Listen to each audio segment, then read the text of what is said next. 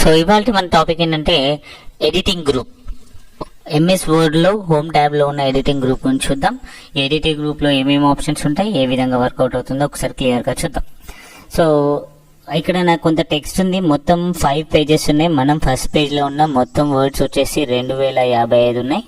దాని తర్వాత ఇక్కడ ఎడిటింగ్ గ్రూప్లో మనకి ఫైండ్, రీప్లేస్, సెలెక్ట్ అని కనబడుతుంది. ఇంకొక ఆప్షన్ ఏంటి ఉంటుందంటే గో టు అనే ఆప్షన్ కూడా ఉంటుంది. సో వీటిని ఏ విధంగా యూజ్ చేయాలి అనేది చూడండి. ఫైండ్ అంటే ఏంటి? వెతకడం. సో ఏం వెతకడం అంటే ఏదైనా ఒక వర్డ్ని కానీ సెంటెన్స్ని కానీ వెతకాలనుకుంటున్నాను. సో వెతకాలి అంటే ఫైండ్ పైన క్లిక్ చేయండి, లేదంటే మీ కీబోర్డ్ నుంచి Ctrl+F అని టైప్ చేయండి. ఎప్పుడైతే Ctrl+F లేదంటే ఫైండ్ పైన క్లిక్ చేస్తారో ఫైండ్ వాట్ అని అడుగుతుంది, ఏం వెతకాలి అని అడుగుతుంది. నేను ఫూటర్స్ అనే వర్డ్ని వెతకండి అంటున్నాను.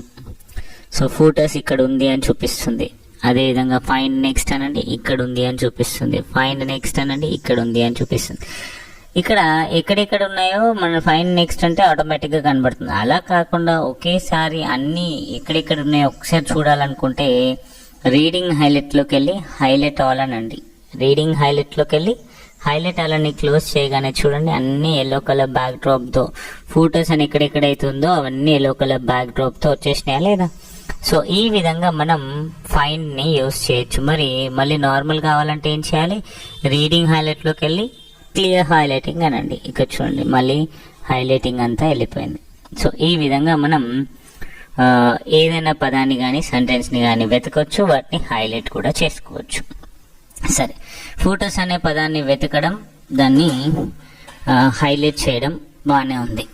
ఇప్పుడు రీడింగ్ హైలైట్ అంటున్నాను కదా, మరి ఎల్లో కలర్ బ్యాక్ డ్రాప్ ఎందుకు వస్తుంది, వేరే కలర్ ఎందుకు రావట్లేదు అంటే సింపుల్ లాజిక్ ఇక్కడ మీరు గుర్తుపెట్టుకోవాల్సింది ఏంటి అంటే ఫాంట్ గ్రూప్లో టెక్స్ట్ హైలైటర్ ఏం సెలెక్ట్ చేస్తుంటే అది వస్తుంది. సో మీరు ఇక్కడ ఫాంట్ గ్రూప్లో text highlighter yellow back drop ఉంది కాబట్టి ఎల్లో బ్యాక్ డ్రాప్ వచ్చింది. అలా కాకుండా ఇప్పుడు క్లియర్ అంటున్నాను, ఒకసారి కలర్ చేంజ్ చేసి చూద్దాం.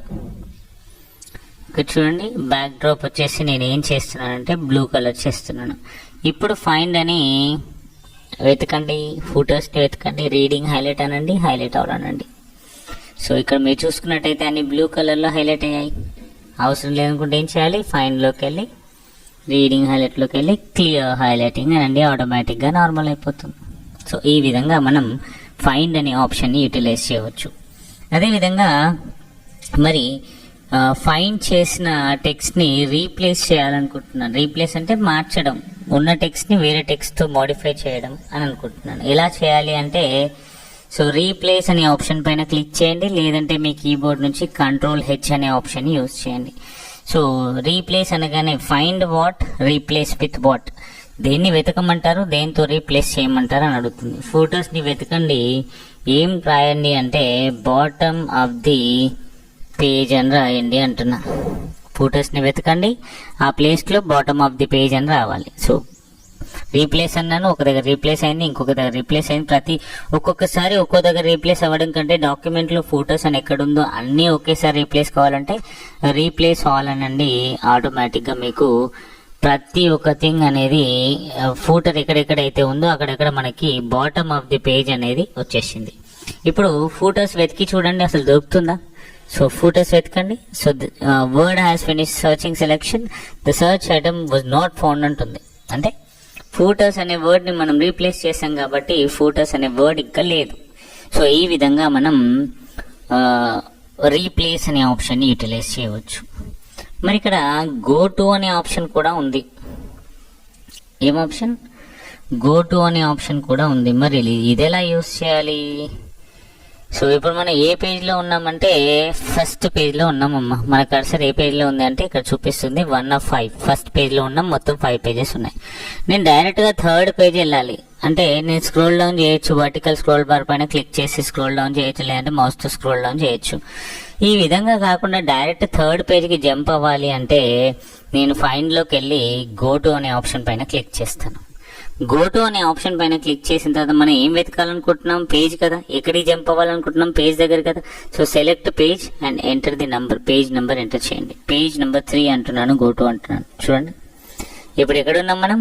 Third page of 5, 3 of 5 third పేజ్లో ఉన్నాం. మళ్ళీ నాకు ఫస్ట్ పేజ్కి వెళ్ళాలనిపించింది, మళ్ళీ గో టు అన్నాను, లేదంటే Ctrl+G ఫ్రమ్ యువర్ కీబోర్డ్ 1కి వెళ్ళాలంటే 1 ఎంటర్ చేయండి, క్లిక్ చేయండి. సో మనం ఇప్పుడు ఏ పేజ్లో ఉన్నాం, 1 of 5లో ఉన్నాం. సో ఈ విధంగా మనం ఒక పేజ్ నుంచి ఇంకో పేజ్కి జంప్ అవ్వచ్చు. ఓన్లీ పేజెస్ అయినా సరే ఇంకా మిగతా ఏమైనా చేయొచ్చు అంటే చాలా ఉన్నాయి ఇక్కడ ఆప్షన్స్. ఇంకా ఆప్షన్స్ మనకు అవ్వలేదు. ఇప్పుడు ప్రస్తుతానికి మనం ఒక లైన్ నెంబర్ గురించి చూద్దాం. సో సెక్షన్ ఎక్కడి నుంచి ఒక 10 సెక్షన్లు ఉంటాయి, ఆ సెక్షన్ బ్రేక్ ఎలా చేయాలనేది మనం పేజ్ లేఅవుట్లో చూస్తాం. సెక్షన్ ఒక 10 సెక్షన్లు ఉంటాయి. నేను 9th సెక్షన్కి వెళ్ళాలంటే సెక్షన్ పైన క్లిక్ చేస్తాను. బుక్ మార్క్స్ ఉంటాయి, బుక్ మార్క్స్ ఒక 100 బుక్ మార్క్స్ ఉన్నాయి అనుకోండి, 50వ బుక్ మార్క్ వెళ్ళిపోమంటే బుక్ మార్క్ సెలెక్ట్ చేయండి, ఇక్కడ క్లిక్ చేయండి 50 అని. నేను లైన్ అంటున్నాను, మొత్తం ఎన్ని లైన్స్ ఉన్నాయో నాకు తెలియదు. బట్ నేను ఎక్కడికి వెళ్ళాలనుకుంటున్నాను అంటే 150th లైన్కి వెళ్ళాలనుకుంటున్నాను. ఏ లైన్కి వెళ్ళాలనుకుంటున్నా, 150 లైన్కి వెళ్ళాలనుకుంటున్నా, గో టు అన్నాను. చూడండి ఇక్కడ 5th పేజ్లో ఉన్న ఈ ఆప్షన్ అనేది, ఈ లైన్ అనేది మనకి ఏం చెప్తుంది, 150th లైన్ అని చెప్తుంది. ఒక్కసారి దీని అయితే హైలైట్ చేసి పెట్టుకుందాం. సో ఇదేనా కాదా వెరిఫై చేసుకుందాం.